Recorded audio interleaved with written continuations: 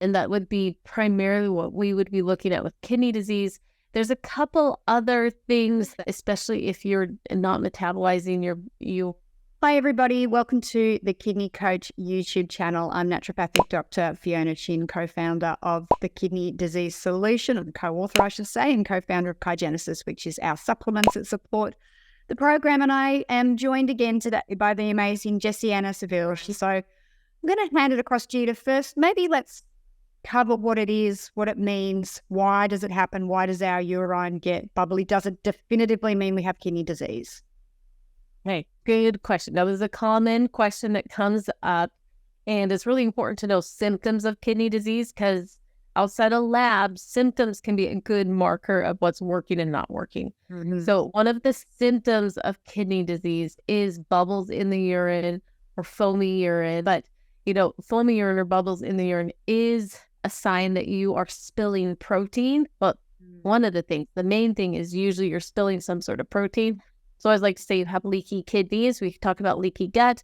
You can also get kind of leaky kidneys where the mechanism of filtration is altered because of inflammation, because of the disease process. And because of that, you have protein that should not be getting into your urine. And when you pee, that ends up creating bubbles. And, different people at different stages, this is a sign that many, many people are familiar with. And, apart from protein, is there any other things that will cause bubbly urine? So protein is most common. That would be primarily what we would be looking at with kidney disease.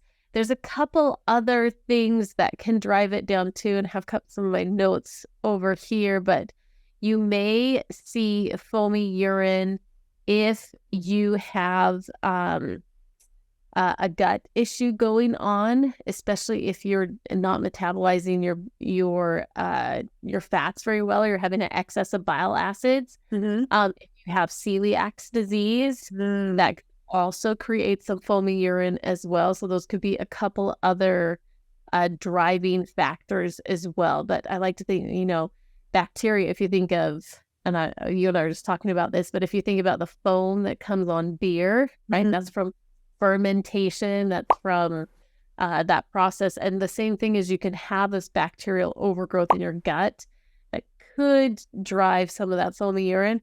I would say that would be lower on my what's going on list, because first thing I'd be like, whoa, what's going on with your kidneys?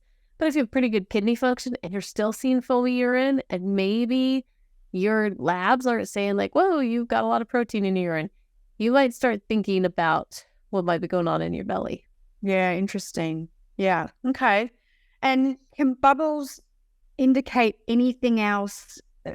Like we said, okay, so it's not just protein that will cause it, but can the bubbles, like you said, it can mean celiac disease or gut overgrowth. Is there anything else disease-wise that it could relate to or mean or? Yeah, so some of the things that you might see is you might see it with a cadmium toxicity. You might see it with Wilson's disease, multiple myeloma, or some other areas where you might have what they'd call this amino aciduria. Yeah. And that could manifest with some bubbles in the urine as well. Interesting. Jessianna, thank you. Make sure you hit subscribe and like the video. That means you'll get flagged anytime we put up new content. And if there's anything in particular that you want Jessianna and I to discuss, make sure you dump it in the comments below and I can flag her so she can get her research brain on and have a look. So again, thanks for being part of our community. Jessianna, thank you again for your time, knowledge and expertise. I'm always grateful for you. And we'll speak to you all later. Hey, sounds good. Bye-bye.